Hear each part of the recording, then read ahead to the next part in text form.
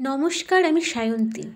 অনুভব ও বন্ধুরার পক্ষ থেকে একটা বিশেষ নিবেদন জানাতে এসেছি আমি।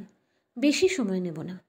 আজকের গল্পটা আমাদের কাছে বিশেষ একটা গল্প এবং আপনাদের কাছেও একটা স্মরণীয় নিবেদন হয়ে থাকবে আশা করি। আমাদের গ্রুপের বিশেষ একজন সদস্যা এবং বিশিষ্ট অ্যাডমিন শরণ্যা মিশ্রর পরিচালক হিসেবে শেষ গল্প হতে চলেছে আমাদের আজকের ভুতুড়ে নিবেদন প্রাসাদ। আশা করি আপনাদের ভালো লাগবে। প্রতিদ্বন্দ্বী রক্তমুখী নীলার মতো কিছু অসামান্য গল্প আপনাদের উপহার দিয়েছে শরণ্যা পরিচালক হিসেবে। আপনাদের মতো আমাদের আজ এটা জানাতে খারাপ লাগছে যে আজকের পর শরণ্যাকে আর পরিচালক হিসেবে পাবো না। অভিনেতা হিসেবে পাবো কি সেটা সময় বলবে।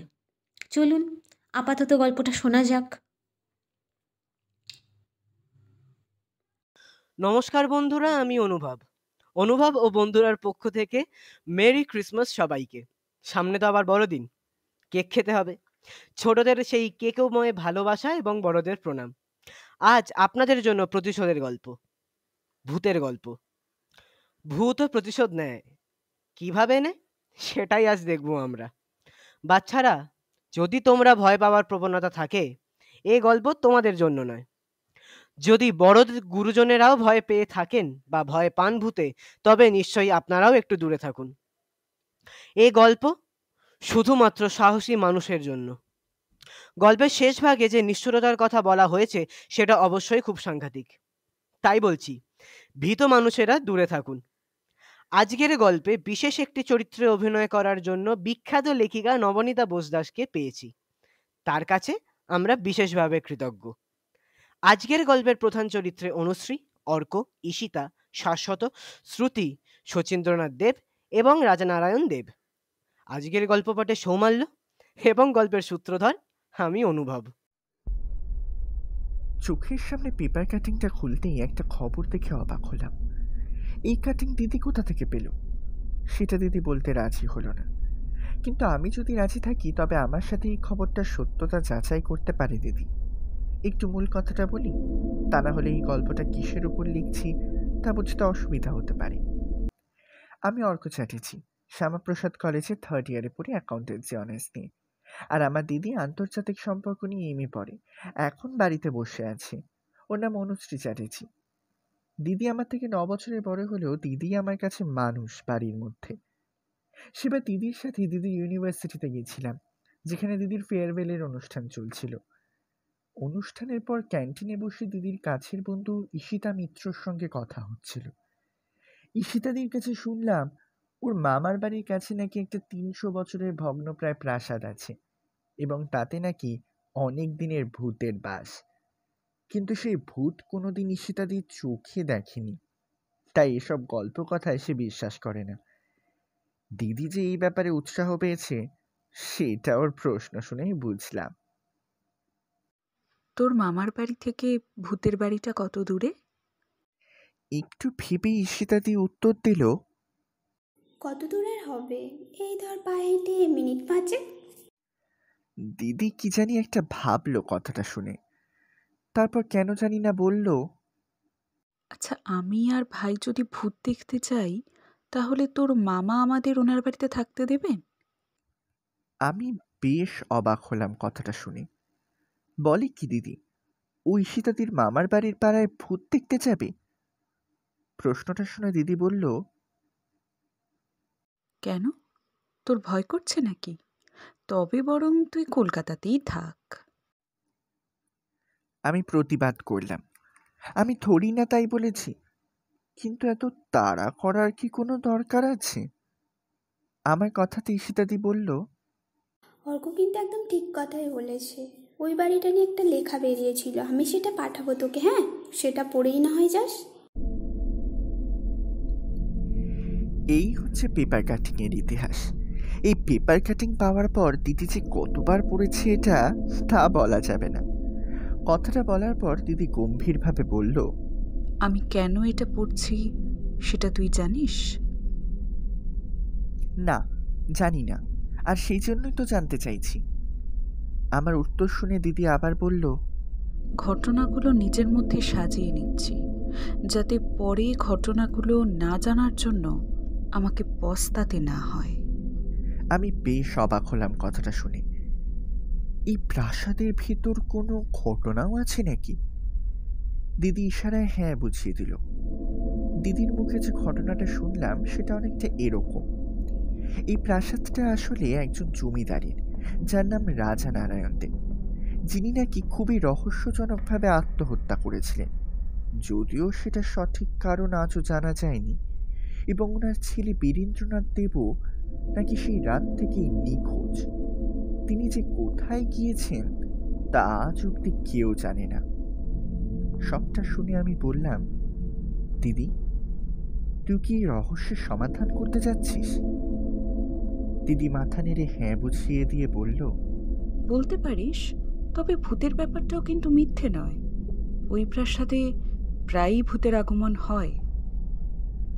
ভূতের গল্প শুনতে বা পড়তে সত্যি খুব ভালো লাগে, কিন্তু আজ যখন ভূতের ঘটনার সঙ্গে বাস্তব জীবনে লড়তে যাচ্ছি, জানি না কিরম একটা উত্তেজনা হচ্ছে।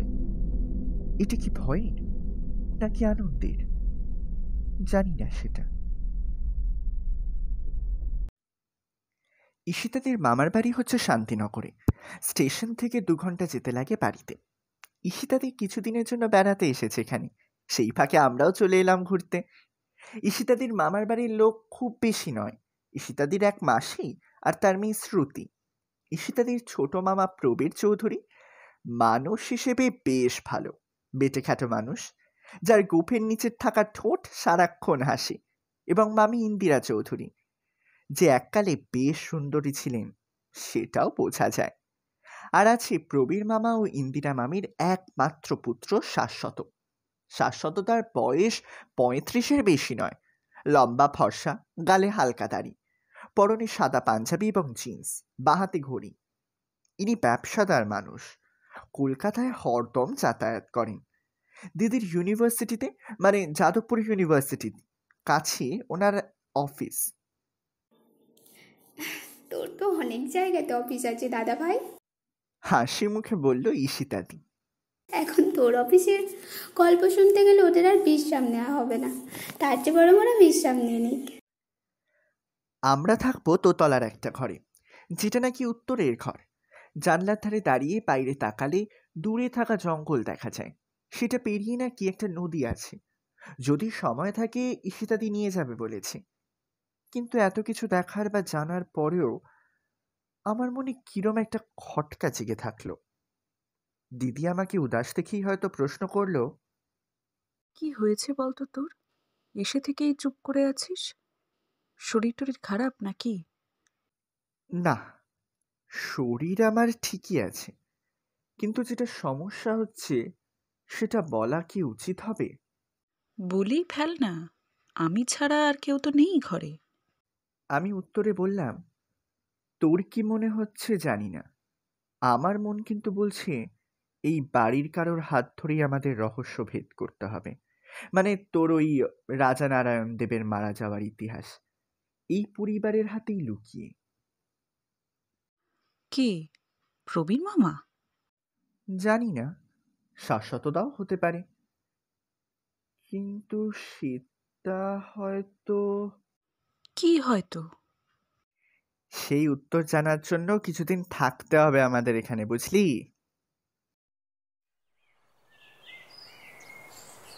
বিকেলবেলা বাড়ির পিছনের বাগানে বসে সবার সাথে ভালোভাবে পরিচয় হলো। প্রবীর মামা জানতে চাইলেন আমি কি নিয়ে পড়ছি। আমি জানিয়ে দিলাম আমি অ্যাকাউন্টস অনার্স পড়ছি, যদিও 10টা 5টা চাকরি করার ছেলে আমি নই।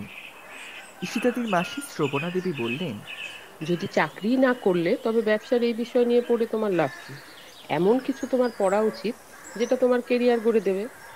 এই কথা শেষ হতেই ঈশিতাদি বলে উঠল, ওরা কিন্তু এখানে একটা বিশেষ কাজ করতে এসেছে, তোমরা ওকে সাহায্য করো প্লিজ। সবাই বেশ অবাক হলো কথাটা শুনে। ইন্দিরা মামি যখন জানতে চাইলেন যে আমরা কি কাজে এসেছি, দিদি হাসি মুখে জানিয়ে দিল আমরা জমিদার বাড়িতে ভূতের সন্ধানে এসেছি। আমাদের উদ্দেশ্য শুনে সবাই আরো অবাক হলো। শ্রুতি হয়তো ঘাবড়েছে, তাই বলল, হঠাৎ এই পরিকল্পনা যে? ভূতে ভয় নেই বুঝি? সত্যি বলতে কি, ভূতে আমাদের ভয় নেই, আর যে জিনিসটা নিয়ে দেখার তাগিদে এতদূর ছুটে এলাম মানে ভূত, সেটা নিয়ে তো কম গল্প বা লেখা পড়িনি। দেখাই যাক না ভূত বাবাজি কেমন, বা ভূতকে কেমন দেখতে। দিদির এত বড় বক্তৃতার সূত্র ধরে আমি বললাম, আজ অবধি দিদি যে কতগুলো ভূতের বই পড়েছে তার হিসেব আমার কাছে নেই। কয়েকদিন আগে দিদির এক বন্ধুর বাড়িতে এক ভূতুড়ে অভিজ্ঞতা হবার পর দিদির মাথায় হঠাৎ ভূত দেখার নেশা চাপে। শাশ্বততা জানতে চাইল জমিদার বাড়ি সম্পর্কে আমরা কিছু জানি কিনা। সত্যি বলতে কি, দিদি আমাকে যেটা বলেছিল তার থেকে বেশি কিছু জানিও না। সেটা শাশ্বততা বলতেই সে বলল, ওর উপরে আরও একটা গল্প আছে, যেটা বাইরের লোক হিসেবে একমাত্র আমিই জানি। কি সেই গল্প? উত্তর সহজেই পেলাম। গল্পটা কিছুই না, ধীরেন কাকা রাজা নারায়ণ দাদুর বড় ছেলের মধ্যে কি একটা ঝামেলা ছিল, তাই দাদুর বড় ছেলে বাড়ি ছেড়ে চলে যান। এই ঘটনাটা আমিও জানতাম না, যদি না কাকিমা আমায় বলতো। বীরেন্দ্রনাথ দেব বিয়ে করেছিলেন? উত্তর দিল প্রবীর মামা। হ্যাঁ, করেছিল তো।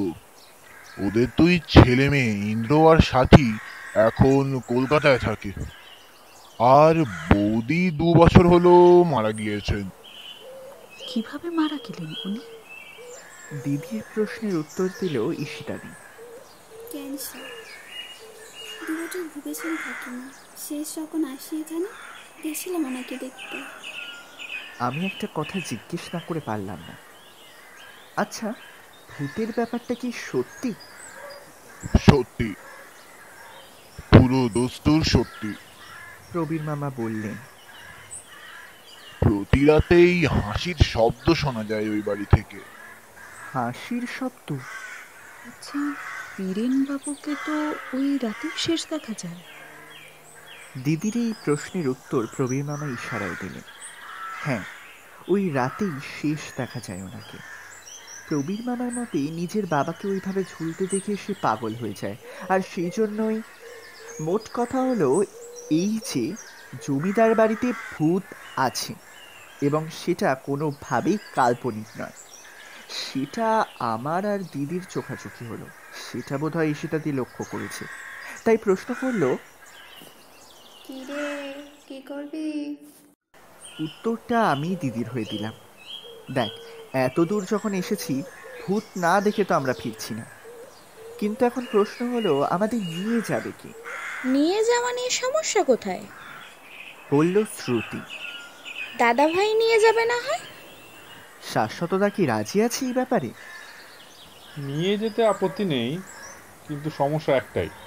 শাশ্বততা বলল, প্রথমত এই ভূতের ব্যাপারটা আমি কিছুতেই মন থেকে মানতে পারি না, আর দ্বিতীয়ত এই 2 দিন অফিসে খুব চাপ, কাজেই ইউ হ্যাভ টু ওয়েট।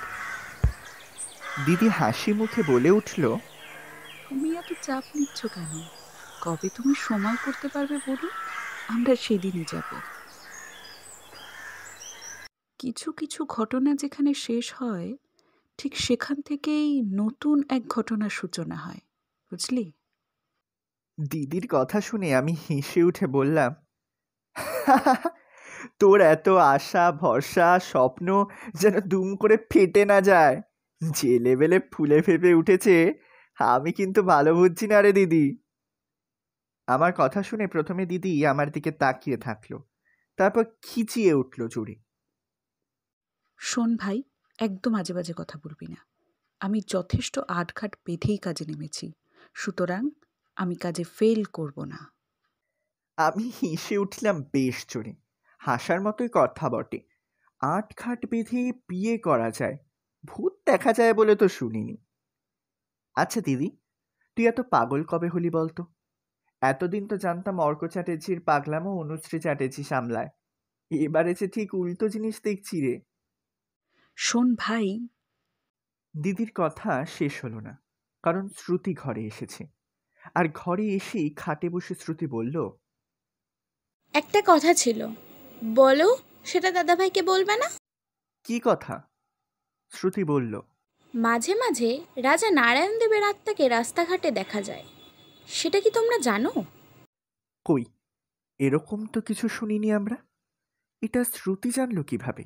লোকের মুখ থেকে শোনা কথা এটা, কতটা সত্যি বা কতটা মিথ্যে তা জানি না।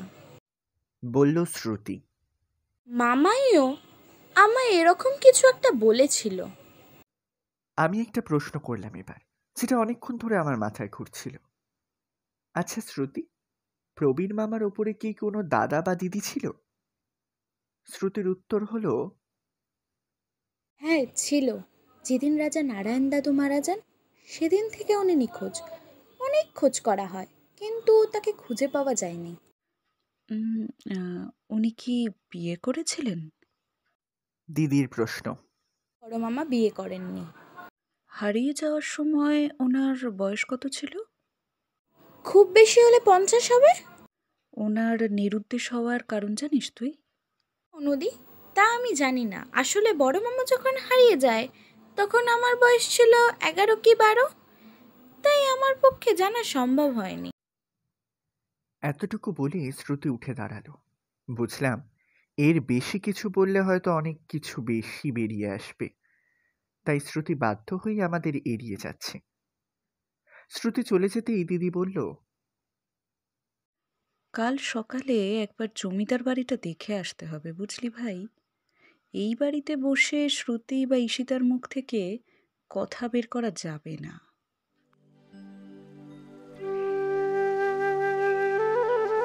ঈশিতাদি আমাদের নিয়ে যেতে রাজি হয়েছে।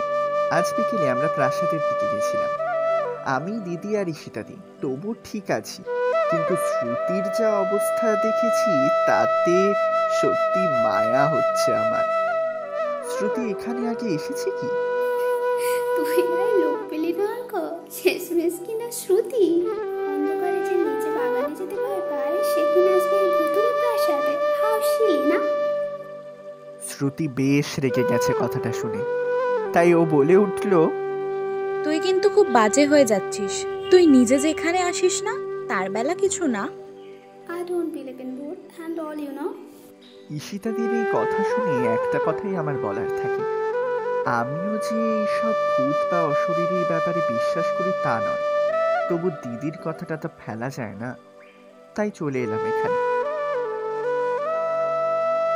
শান্তিনগর জায়গায় বিবরণ যদি দিতে হয় তবে এক কথায় বলতে হয় অসাধারণ।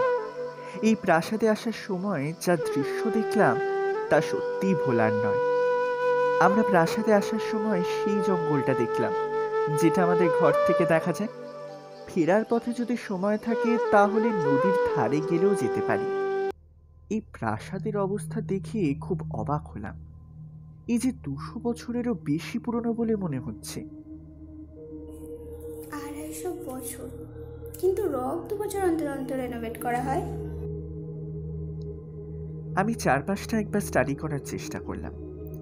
সবার আগে যেটা বলতে হয় সেটা হলো খুব নির্জন চারিপাশটা।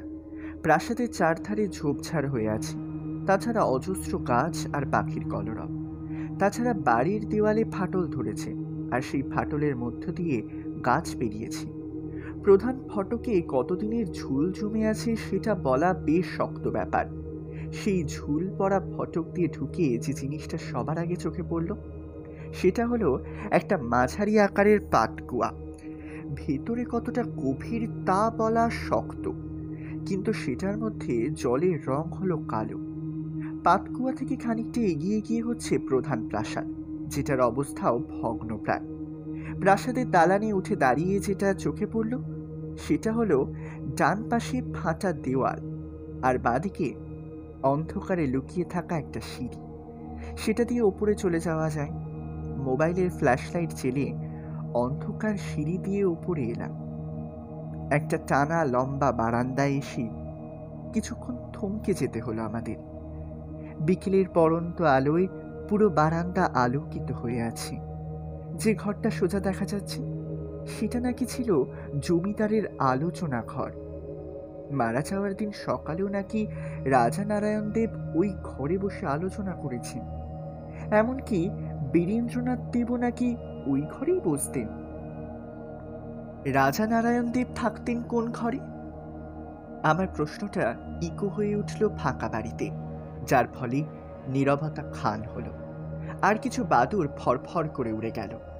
এখানে অবশ্যই বলাই বাহুল্য যে শ্রুতি ভয় পেয়ে আমার কাঁধের আস্তিনটা চেপে ধরেছিল। ঈশিতা দিয়ে আমায় ইশারায় ডেকে নিয়ে মাঝের একটা ঘরে ঢোকালো। এটা একটা বেডরুম, যদিও খাটের কাঠ ছাড়া বিশেষ জিনিস এখানে নেই। এটাই ছিল রাজানারায়ণ দেবের শয়নকক্ষ, যেখানে উনি আত্মহত্যা করেন এবং বীরেন কাকাকে শেষ দেখা যায়। ঈশিতাদি বলল। আমি এখানে আবার একটা প্রশ্ন করলাম, তুমি কি আগে এখানে এসেছো? উত্তরে ঈশিতাদি বলল, সেইভাবে আসেনি কোনোদিনও। যেদিন দুর্ঘটনা ঘটেছিল আমি দাদাভাইয়ের সাথে এসেছিলাম, ওই প্রথম ওই শেষ, তারপরে এই তোদের সাথে। তবে শ্রুতি একবার এসেছিল হয়তো। হ্যাঁ, একবারই এসেছিলাম। বীরেন কাকার সঙ্গে গল্প করতে ভালো লাগতো, তাই কাকাই নিয়ে এসেছিলেন আমাকে ছোটবেলায়। এর মধ্যেই দেখি দিদি খাটের কাছে দাঁড়িয়ে সিলিংয়ের দিকে কি জানি দেখছে। কি হলো? এরকম ভাবুক কবে থেকে হয়ে গেল দিদি? কি রে অনু, কি দেখছিস? ঈশিতাদির এই প্রশ্নের উত্তর এলো একটু দেরিতে, কিন্তু যখন এলো মনে হলো না ভাবুক ভাব এতটুকুও কেটেছে। রাজানারায়ণ দেব এইখানেই গলায় দড়ি দিয়ে ঝুলেছিল। সেদিন ঠিক যেমন যেমন ঘটনা ঘটেছিল তেমন তেমন ঘটনায় যদি আরও একবার ঘটিয়ে দেওয়া যায়, তাহলে কি ভূত আসবে না? হায় রে, একেই বোধহয় বলে পাগলের সাঁকো। দিদি আমার দিকে ফিরে তাকালো কথাটা শুনে। আমি আবার বললাম, তোর কি মনে হয় দিদি, সেই দিনের সব ঘটনা ঘটালেই ভূত নেমে আসবে? সেটা কি আদৌ সম্ভব? আমার কথার সূত্র ধরে ঈশিতাদি বলে উঠল, কি জানিস তো অনু, সেদিন এই বাড়িতে কি কি হয়েছিল তা কিন্তু আমরা কেউ জানি না। জানে একমাত্র বীরেন কাকা, কিন্তু সেও ছোট মামাকে বেশি কিছু বলে যেতে পারেনি রে। আর তোর বড় মামা? হয়তো জানতো। আসলে বড় মামাকে কোনোদিন কেউ ভালোই বাঁচতে পারেনি জানিস। উনি হারিয়ে গিয়ে একদিক থেকে ভালোই হয়েছে। বেঁচে থাকলে ওনার বয়স হতো 61 বছর। এই বয়সের লোককে সাহায্য করতে সত্যি চাপের ব্যাপার, বিশেষ করে সে যদি খিটখিটে লোক হয়। যাই হোক, চল এখন ফেরার পথে নদীটা দেখিয়ে দেবো তোদের। দিদির হুঁশ তখনও ফিরল না, সেটা আমরা সবাই লক্ষ্য করেছিলাম। আমি গিয়ে দিদির কাঁধে হাত রেখে ওকে ডাকতেই ও হুঁশে ফিরল, আর তারপর ফেরার কথা শুনেই বলল, ফিরবি? আচ্ছা চল। প্রাসাদ থেকে বেরিয়ে নদীর ধারে যাওয়ার সময় শাশ্বতদার সাথে দেখা হলো। আমরা নদীর ধারে যাচ্ছি শুনে বলল, চলো আমি একটু ঘুরে আসি তোমাদের সঙ্গে। নদীর নাম আমাদের জানা নেই, তবু পরিবেশটা বেশ লাগছে। প্রাসাদের ঘোর যে দিদির এখনো কাটেনি সেটা আমি বুঝতেই পারছিলাম। বললাম, শাশ্বতদা, আমরা প্রাসাদে রাত কাটাচ্ছি কবে? উত্তর পাবো কিনা জানা নেই, তবু প্রশ্ন না করে পারলাম না। শাশ্বতদা বলল, কাল আসতে পারো, কাল তো রোববার, কাজের চেষ্টা একবার নেওয়াই যায়। প্রয়োজনে সোমবার ছুটি নিয়ে নেব। যাক, তবে তো ভালোই হলো। কিন্তু ঈশিতাদি কি আসবে আমাদের সাথে? কারণ ও তো বোধহয় এসবে বিশ্বাস করে না। যে শেষ কথা নয় অর্ক, আমি যেটা চোখে দেখিনি সেটাই যে ঘটেনি তার প্রমাণ, আর আমি সেটাই যাচাই করতে তোদের সাথে কাল আসছি, বলল ঈশিতাদি।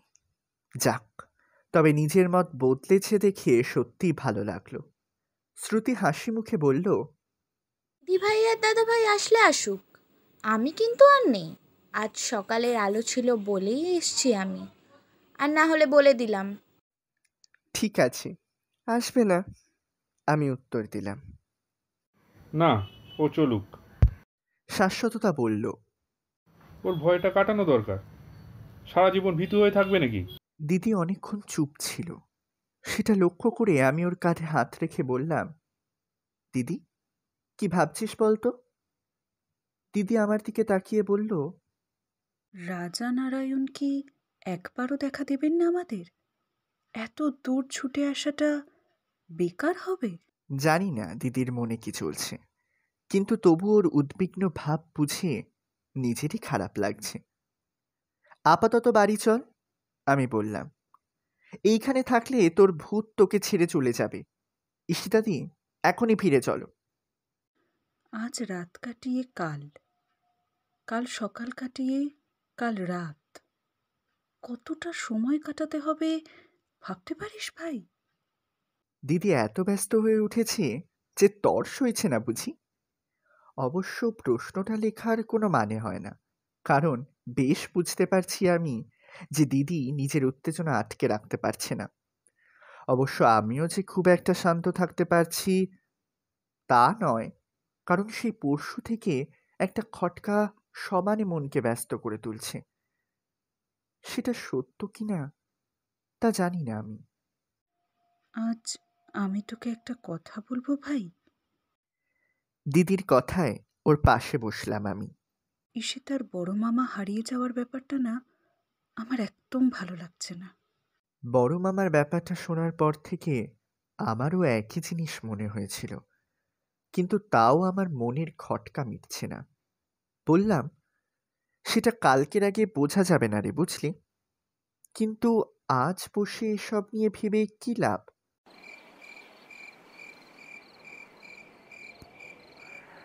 অবশেষে সেই সময় এলো।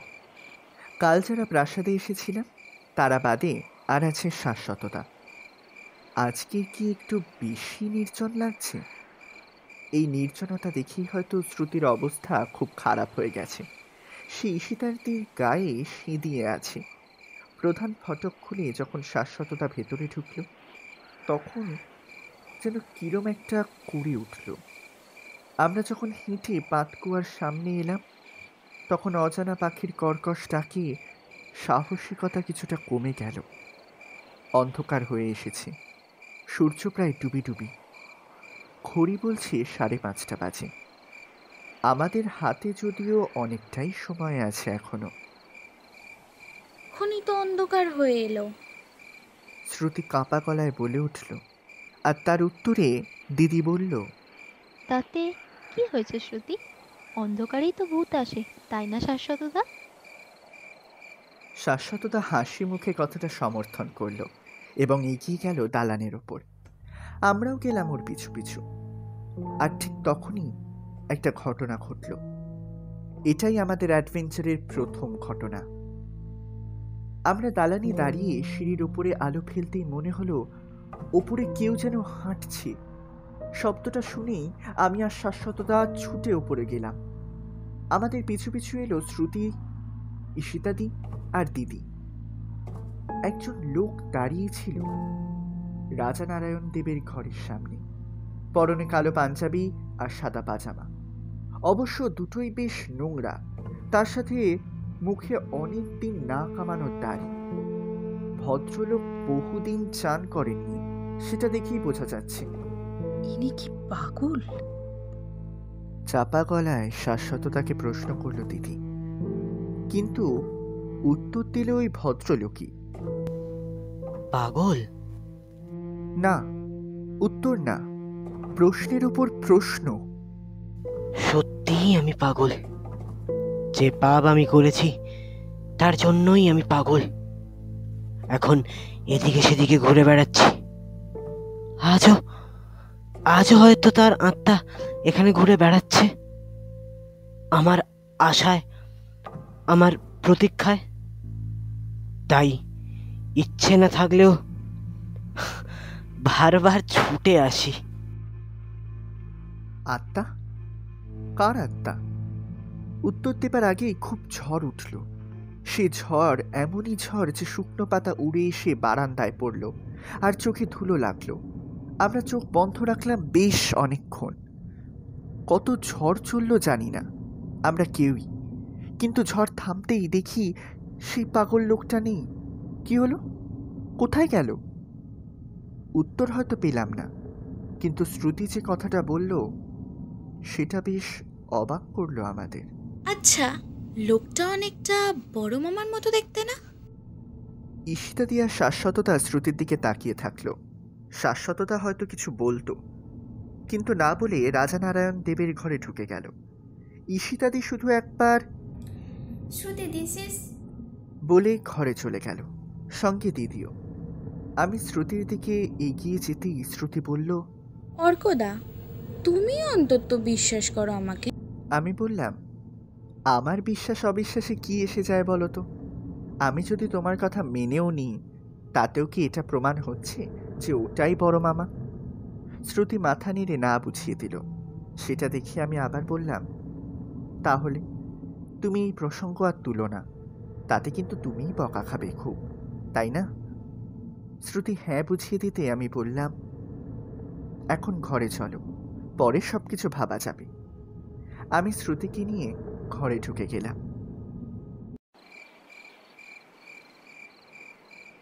ঘড়িতে 8টা বাজে। কিভাবে যে 3 ঘন্টা কেটে গেল তা বুঝতেই পারলাম না। ভাগ্যে ঈশিতাদি নিজের হাতে কফি বানিয়ে এনেছিল, তাই সেটা খেয়ে মাঝে মধ্যে সময় কাটানোর চেষ্টা করছি। দিদি সঙ্গে করে একটা খবরের কাগজ নিয়ে এসেছে, সেটাতেও মাঝে মধ্যে চোখ বোলাচ্ছি।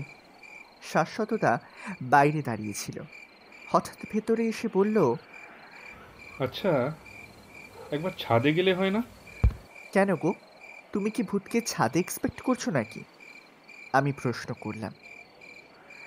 না, তা নয়, বাইরে ঠান্ডা হাওয়া দিচ্ছে, মন প্রাণ শান্ত হতো একটু। শাশ্বততার এই কথায় শ্রুতি গম্ভীরভাবে প্রতিবাদ করল। অত ঠান্ডা খেতে হবে না, এই ঘরে বসেই আমার শীত করছে। ঘরে বসে শীত করছি? আমার মুখ দিয়ে প্রশ্নটা বেরিয়ে এলো।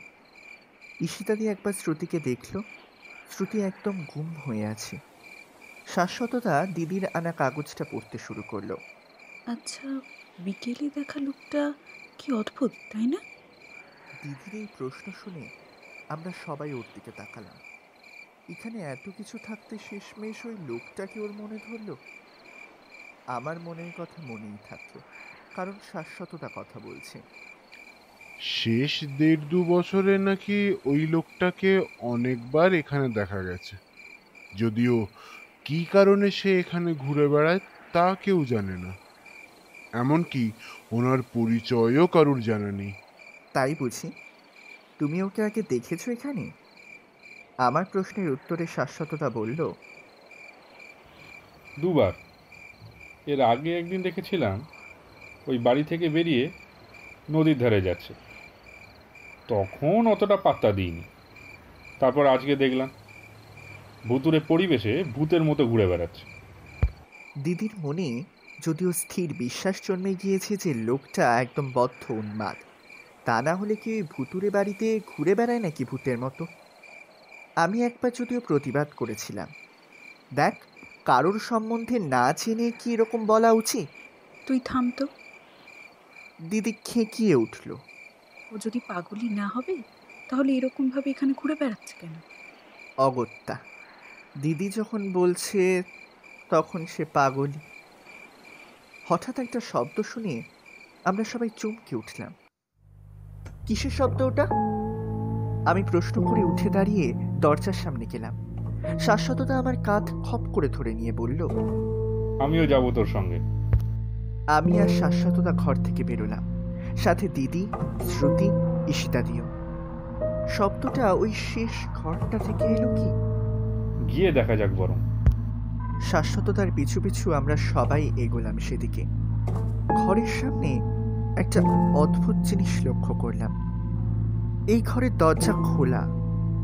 কেউ যে এই ঘরে ছিল সেটা স্পষ্ট বোঝা যাচ্ছে। কেউ একজন তো নিশ্চয়ই ছিল এই ঘরে, বলল শাশ্বততা। আর যে ছিল, যাওয়ার সময় সে দরজাটা বন্ধ করেনি। আমি দরজাটা খুলতেই ক্যাঁচ করে আওয়াজ হলো, আর সেই শব্দের ফলে রাতের নিস্তব্ধতা বিতীর্ণ করে কান ফাটিয়ে দিল আমাদের। ঘরটা পুরো ফাঁকা, একটা আসবাবপত্রও নেই। এটাই ছিল বসার ঘর। 2 বার ঘরটা দেখলেও ঢোকার সুযোগ পাইনি এখানে। ঘরে 2টো জানলা, একটা দরজার ঠিক ডান পাশে, আরেকটা আমাদের বাঁ পাশের দেওয়ালে। সবাই ঘরের মাঝখানে দাঁড়িয়ে থাকলো। কেবল শাশ্বততা গেল দরজার পাশের জানলায়, আমি এলাম এই পাশের জানলায়। দূরে নদীটা দেখা যাচ্ছে, যার উপরে সোনালি চাঁদের আলো পড়ে চিকচিক করছে। শাশ্বততার বলে চিৎকার করে ওঠায় আমার নজর সেদিকে গেল, আর সাথে ছুটেও গেলাম শাশ্বততার দিকে। বাকিরাও এলো। শাশ্বততার হাত কেটে গেছে, জানলায় একটা কাঁটা তার ছিল সেখানে। আমি টর্চ ফেললাম। কাঁটা তার নয়, একটা পেরেক। পেরেক? পেরেক কিভাবে এলো? যে ঘরে 5 বছরের মধ্যে লোক ঢোকেনি সেখানে পেরেক? শাশ্বততার কপালে ভ্রুকুটি। ঈশিতাদি বলল, কিন্তু দাদা ভাই, পেরেক থাকাটা কি অস্বাভাবিক কিছু না? এমনিতে বছর 5-এর বেশি ভুতুরে বাড়ি হয়ে পড়ে আছে, সেখানে জিনিস ভেঙে কি পেরেক আসতে পারে না? তবু যেন খটকা গেল না শাশ্বততার মন থেকে। আমি বললাম, তুমি এখন ওই ঘরে চলো দাদা, আগে হাতের একটা ব্যবস্থা করি।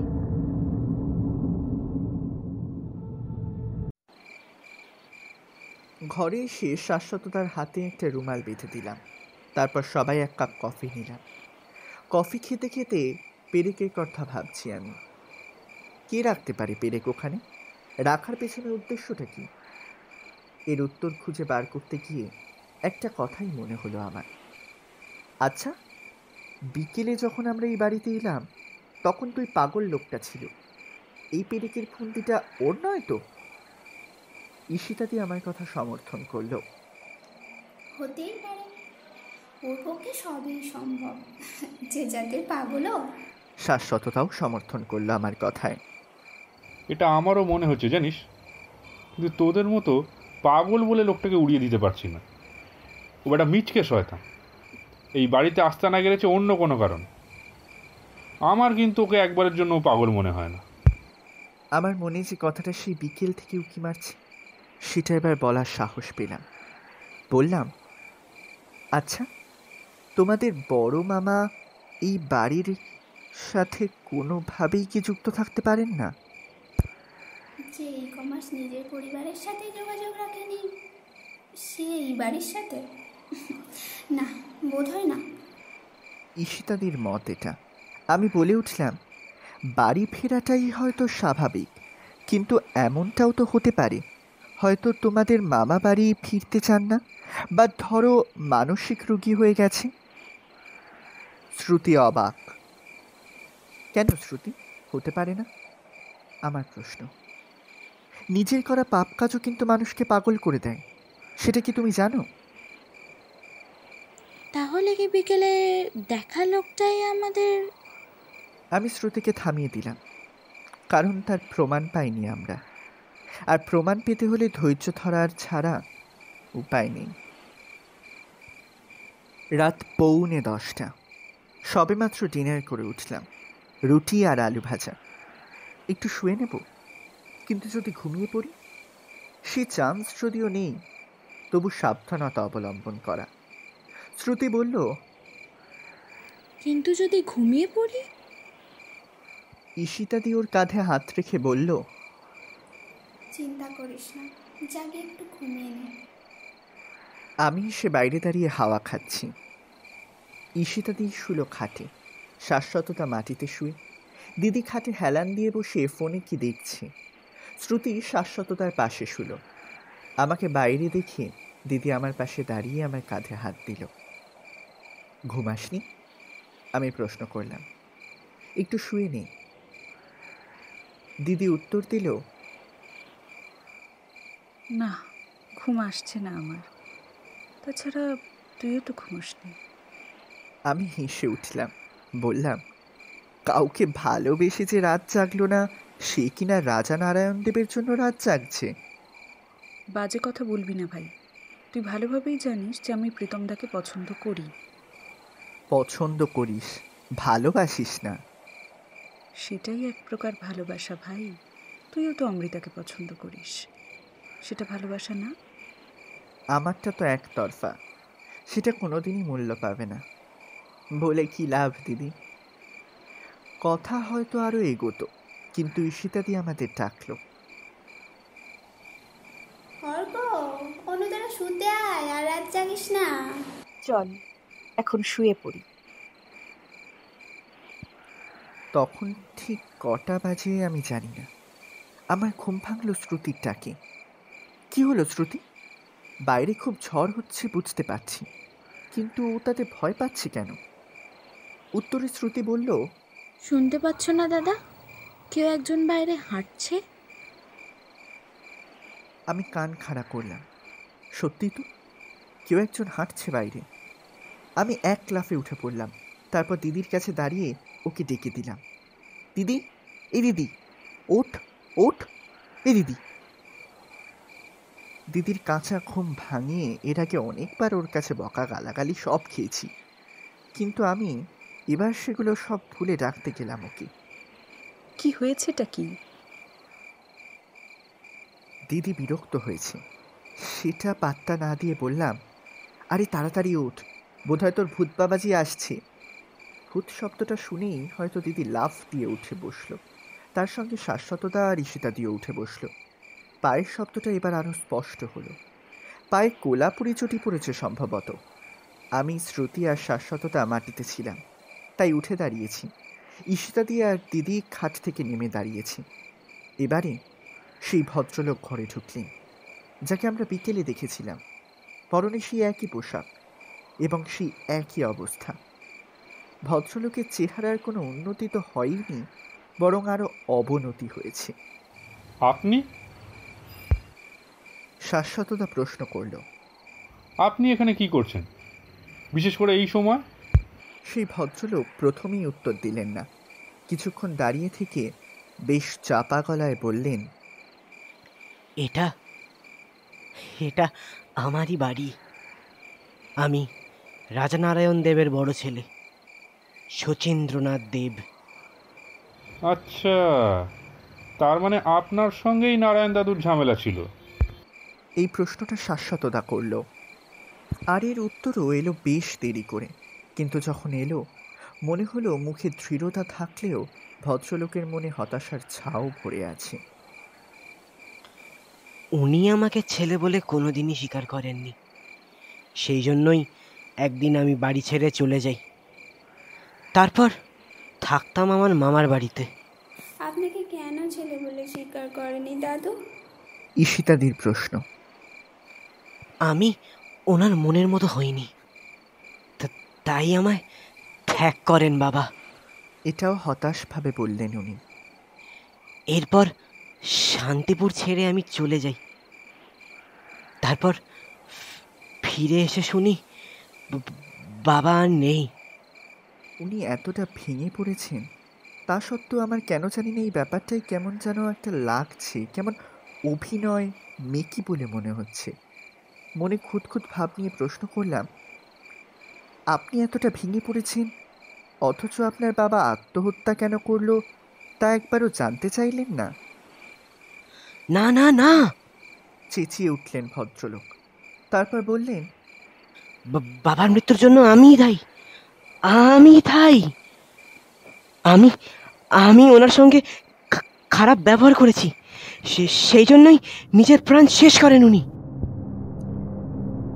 বাইরের ঝড় দ্বিগুণ হলো, বাইরের ধুলো এলো ভেতরে। ঠিক বিকেলবেলা যেরকম ঝড় উঠেছিল ঠিক সেরকম। ঝড়ের বেগে ঘরের মোমবাতি নিভে গেল। সত্যি যেন ভুতুরে পরিবেশ তৈরি হয়েছে মাঝরাতে এই বাড়িতে। ঝড় থামল, পরিবেশ নিস্তব্ধ, কিন্তু দরজা দিয়ে আলো আসছে না ঘরে। আর জানলা দিয়ে কি ও কে? চেঁচিয়ে উঠল শাশ্বততা। দরজার সামনে ও কে দাঁড়িয়ে আছে? দরজার সামনে এক ছায়ামূর্তি, বিশাল আকারের চেহারা তার। তিনি দাঁড়িয়ে আছেন রাজকীয় চালে। আমি সেই যার অপেক্ষায় সারা বিকেল সন্ধে এই বাড়িতে কাটালে। রাজা নারায়ণ দেব। আমি আচমকাই বলে উঠলাম নামটা। আমি সেই, হয়তো শেষমেশ ভোর রাতের দিকে দেখা দিতাম তোমাদের, কিন্তু মাঝ রাতে আসতে বাধ্য হলাম এই মিথ্যেবাদীটার জন্য। একটা মিথ্যের আবরণ সরিয়ে দিতে চাই আমি। কি মিথ্যে দাদু? ঈশিতাদি প্রশ্ন করে উঠল। মিথ্যেগুলো জানার আগে মিথ্যেবাদীর পরিচয়টা জানবি না সীতা দিদিমণি? দিন পরে নামটা ধরে ডাকলে দুই দাদু। ঈশিতাদি বলল রাজানারায়ণ দেবের উদ্দেশ্যে। আমি বেশ উত্তেজিত দিদিও, কিন্তু সেটা ওর মুখ দেখে বোঝা যাচ্ছে না। শ্রুতি আমার গা ঘেঁষে আমার আস্তিন চেপে দাঁড়িয়ে। এ আমার বড় ছেলে শচীন্দ্রনাথ দেব, যে আমাকে খুন করেছিল। খুন? শাশ্বততার গলা কেঁপে গিয়েছে। জানি সেটা ভয়ের জন্য না, আমি এখনো অব্দি ভয় পাইনি। হ্যাঁ হ্যাঁ, খুন। এরপরের কথাগুলো রাজানারায়ণ দেব বললেন শচীন্দ্রনাথ দেবকে দেখিয়ে। তুমি এদের মিসগাইড কেন করছো শচীন? তুমি খুব ছোটবেলায় নিজেই এই বাড়ি ছেড়ে চলে গেছিলে। আমি তো তোমায় ত্যাগ করিনি। তুমি নিজের ইচ্ছে সোমনাথদার কোকিলা বৌদির বড় ছেলে হয়ে বাসুদেব নাম নিয়ে ওদের সাথে থাকতে, কারণ কোনোদিন আমাকে নিজের বাবা বলে পরিচয় দিতে চাইতে না। আসলে তোমার লোভ ছিল আমার টাকার উপর। শাশ্বততা আর ঈশিতাদির অবস্থা বিস্ময়কর। শ্রুতির হাল লিখে বোঝানো যাবে না। আমি আর দিদি কেন জানি না হেসে ফেললাম। হয়তো বুঝতে পারছি যে আমরা সাফল্যের পথে যাচ্ছি, কিন্তু প্রকাশ করা যাবে না, কারণ নাটক এখনো শেষ হয়নি। রাজানারায়ণ দেব বলে চললেন, তুমি এদের সবাইকে ঠকিয়েছ শচীন। তুমি সম্পত্তির লোভে নিজের বাবা আর নিজের ভাইকে খুন করেছ। সেটা কি তুমি অস্বীকার করতে পারবে? আমার খুনটা আত্মহত্যার রূপ দিয়েছ, আর বীরেনের লাশ। ব্যাপারটা শুনে এতটাই উত্তেজিত হয়ে উঠেছিলাম যে আমি আর দিদি একসঙ্গে বীরেনবাবুর লাশ কি হয়েছিল প্রশ্ন করে উঠলাম। রাজানারায়ণ দেব বললেন, শুনবে কি হয়েছিল? শোনো তবে। সেদিন সবেমাত্র পুজো সেরে নিজের ঘরে বসেছি আমি। ঘড়িতে সন্ধে 6টা বাজে। হঠাৎ শচীন ঘরে এলো। কি ব্যাপার? আমার নামে যেটুকু সম্পত্তির ভাগ আছে সেটা এক্ষুনি আমার নামে লিখে দাও বাবা। আমি আমার সম্পত্তির ভাগ বুঝে নিতে এসেছি। ভাবতই বেশ অবাকই হলাম। বললাম, সম্পত্তির ভাগ মানে? তুমি তো সোমনাথদার সম্পত্তির ভাগ পেয়েছো। সেটা বড় কথা নয় বাবা, আমি আমার নিজের সম্পত্তির ভাগ চাই। তোমার সম্পত্তির ভাগ চাই বাবা। আমি আমার পুরো সম্পত্তি বীরেনের নামে করে দিয়েছি। আমার সম্পত্তির দিকে তোমার চোখ কেন? হঠাৎ করে শচীনের মধ্যে যে ক্রূরতা আমি দেখলাম, সেটা আমি সত্যি আশা করিনি। ও আমার ছেলে। সন্দেহ হচ্ছিল আমার। তুমি কোন অধিকারে বীরেনকে পুরো সম্পত্তির ভাগ দিলে বাবা? কোন অধিকারে বলো? চেঁচিয়ে ওঠে শচীন। আমি আমার ভাগ এক্ষুনি চাই, এক্ষুনি। আমি তবু নিজের সিদ্ধান্তে অটুট থাকলাম। কোনোদিন আমি শচীনের থেকে এতটুকু সুখ পাইনি। কিসের জোরে আমি ওকে ভাগ দেব? বেশ, বলল শচীন। আমি আমার সম্পত্তি থেকে বঞ্চিত হওয়া মানে বীরেনও এই সম্পত্তির ভাগ পাবে না বাবা। আমি বীরেনকে এই সম্পত্তি পেতে দেব না। তুমি বীরেনকে সম্পত্তি দিতে পারবে না বাবা, কিছুতেই পারবে না। যে দৃঢ়তা ওর গলায় আমি দেখেছিলাম, সেটাই বুঝেছিলাম ওর মধ্যে নিষ্ঠুরতা লুকিয়ে আছে। আজ কিছু একটা হবেই। আমার সন্দেহ সত্যি করে শচীন আমার গলা টিপে ধরলো। আমি ছাড়াবার চেষ্টা করলাম, কিন্তু না, আমার ব্যর্থ চেষ্টা, আমার শরীরটা ছেড়ে দেবার পরেও এই দুনিয়া ছাড়তে পারলাম না। দেখলাম নিজেকে বাঁচাতে আমার শরীর সিলিং থেকে ঝুলিয়ে দিল শচীন। আর তখনই বীরেন ঘরে এলো, সব কাণ্ড কারখানা দেখে অবাক হয়ে বলল, এটা তুমি কি করলে দাদা? বাবাকে তুমি মেরে ফেললে? বীরেন বোধহয় তখনই পাগল হয়ে গেছিল। যদি সে বাইরে চলে আসতো সেই মুহূর্তে হয়তো ওর প্রাণটা বেঁচে যেত, কিন্তু না, শচীন ওকে বাঁচতে দেয়নি। আমাদের দুজনকে ও খুন করেছে। গল্প শেষ করে রাজানারায়ণ দেব চোখের জল মুছলেন। ঈশিতাদি খাটে বসে, দিদি ছত্রি ধরে দাঁড়িয়ে আছে, শাশ্বততা দেওয়ালে হেলান দিয়ে দাঁড়িয়ে, আমি আর শ্রুতি একধারে দাঁড়িয়ে। আমরা সবাই কাঁদছি। শচীন্দ্রনাথ দেব ওরফে বাসুদেব চৌধুরী মাটিতে বসে হতাশভাবে হঠাৎ করে কেমন যেন চুপচাপ হয়ে গেলেন। ঝিঝির ডাক ছাড়া কিছুই শোনা যাচ্ছে না। বীরেনের লাশ পাতকুয়ার ভেতরে ফেলে দিয়েছিল শচীন। বেশি গভীর নয় ওই কূপ। শাশ্বত, তুই একটু খুঁজে দেখিস। এবার কথা বললেন শচীন্দ্রনাথ। ঈশিতা, শাশ্বত আর শ্রুতি, আমাকে আমাকে ক্ষমা করিস তোরা।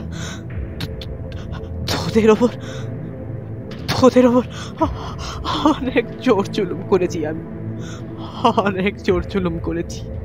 ক্ষমা করিস আমাকে। তুমি কিভাবে ভাবলে বড় মামা যে আমি তোমাকে ক্ষমা করে দেব? ঈশিতাদি প্রতিবাদ করে উঠল। আমার কেরিয়ার, অ্যাম্বিশন সব নষ্ট হয়েছে শুধুমাত্র তোমার জন্য, আর তুমি বলছো আমি তোমাকে ক্ষমা করে দেব? ঈশিতাদি বলল, এত রাখতে আমি আগে ওকে কখনো দেখিনি। দিদি কি দেখেছে? বোধ হয় না। এবার শাশ্বততা প্রতিবাদ করল। বোন তো অনেক পরে, আমি কি তোমায় ক্ষমা করবো জেঠু? শচীন্দ্রনাথ অসহায়ভাবে তাকালো ওর দিকে। আমাকে তুমি জোর করে কমার্স পড়িয়েছ।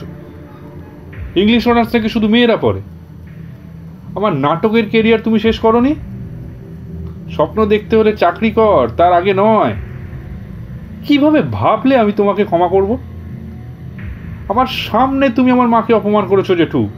আমার কাছে তোমার কোনো জায়গা নেই। যখন শচীন্দ্রনাথ দেব আমার কাছে সাহায্য চাইবার জন্য ঘুরলেন, শ্রুতি আমাকে টেনে নিয়ে বলল, যদি এই লোকটাকে সাহায্য করো দাদা, তবে কি আমার থেকে বেশি খারাপ কিন্তু কেউ হবে না। রাজানারায়ণ দেব অট্টহাস্য করে উঠলেন। তাতে পুরো প্রাসাদ কেঁপে উঠল। শচীন্দ্রনাথ দেব আরো ভয় পেলেন। বুঝলাম নিজের প্রাণ হারাতে উনি চান না। কেউ তোমায় ক্ষমা করবে না, সেটা দেখলে তো শচীন, বললেন রাজানারায়ণ দেব। আর এটাও নিশ্চয়ই বুঝেছ, কেউ তোমায় প্রাণ ভিক্ষা দেবে না। কাজেই মরার জন্য প্রস্তুত হও। না না না না না বাবা, না, বলে উঠলেন শচীন্দ্রনাথ দেব।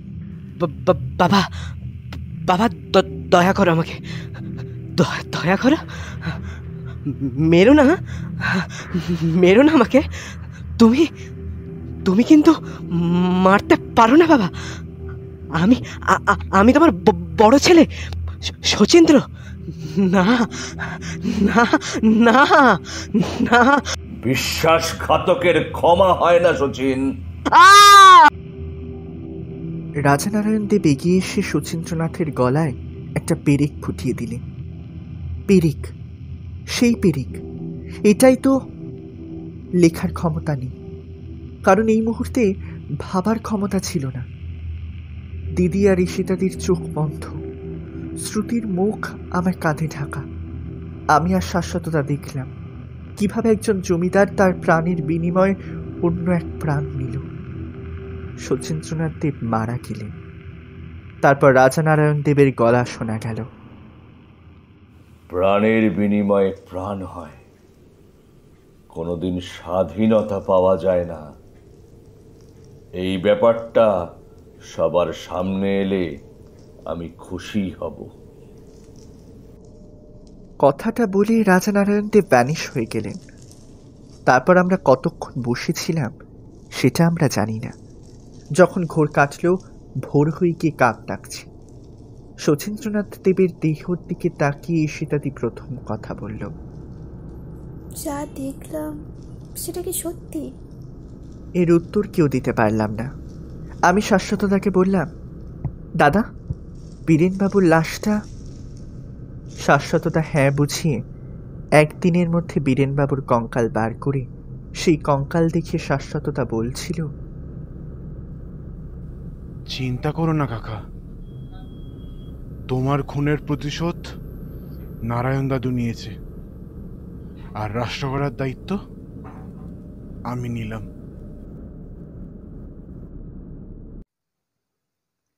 শাশ্বতদা নিজের কথা রেখেছে।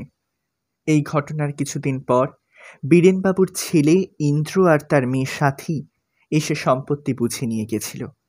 সত্যি কথা বলতে গেলে আমাদের ভূত দেখার অভিজ্ঞতা যে এই রকম হবে সেটা সত্যিই ভাবিনি আমি। সেটা শুনে দিদি বলেছিল, বলছিস? যাক, তবু যে স্বীকার করলি তাতেই আমি ধন্য। এটার উত্তরে ঝগড়া আমি করতেই পারতাম, কিন্তু দিদির সঙ্গে গিয়ে যে অভিজ্ঞতা লাভ হয়েছে তার কথা ভেবে কিছু বললাম না আমি। আমরা কলকাতা ফেরার মাসখানেক পর ঈশিতাদির সঙ্গে শাশ্বততা এসে জানিয়েছিল ইন্দ্র আর সাথীর সম্পত্তি লাভের কথা। তাতে আমি বলেছিলাম, যাক, শেষ ভালো যার সব ভালো তার। সেটার উত্তরে শাশ্বততা বলেছিল, হয়তো তাই, তোরা গেছিলিস বলেই সত্যিটা আমরা জানলাম আর সবাইকে জানাতে পারলাম। আকাশের ওই দুটো তারা দেখছিস অর্ক, ওগুলো কিন্তু নারায়ণ দাদু আর ধীরেন কাকা, যারা আজও আমাদের সবাইকে আশীর্বাদ করছে, যেটা আমরা কেউ বুঝতেই পারছি না। শেষ হলো আজকের গল্প প্রাসাদ। যদি আজকের গল্পটা ভালো লেগে থাকে তবে অবশ্যই কমেন্ট বক্সে এসে আমাদের জানাবেন, তাহলে আমরা আপনাদের জন্য আরও অনেক নিবেদন আনতে পারবো। অনুশ্রীর ভূমিকায় সৌজন্যা মুখার্জি, অর্ক সৌমাল্য মুখার্জি, রাজানারায়ণ দেব সুমন কুমার ধর, শ্রমণা চৌধুরীর ভূমিকায় নবনীতা বোসদাস, ঈশিতার ভূমিকায় লক্ষ্মী সরকার, শাশ্বতর ভূমিকায় নবাগত প্রিয়ম মুখার্জি, শ্রুতির ভূমিকায় নবাগত মনামী কুণ্ডু, গল্প পাঠ প্রবীণ মামা, শচীন্দ্রনাথ দেব, আমি অনুভব মুখার্জি। পর্ব পরিচালনায় শরণ্যা মিশ্র, সহকারী পরিচালনায় ত্রিপর্ণা ভট্টাচার্য এবং আমি অনুভব মুখার্জি।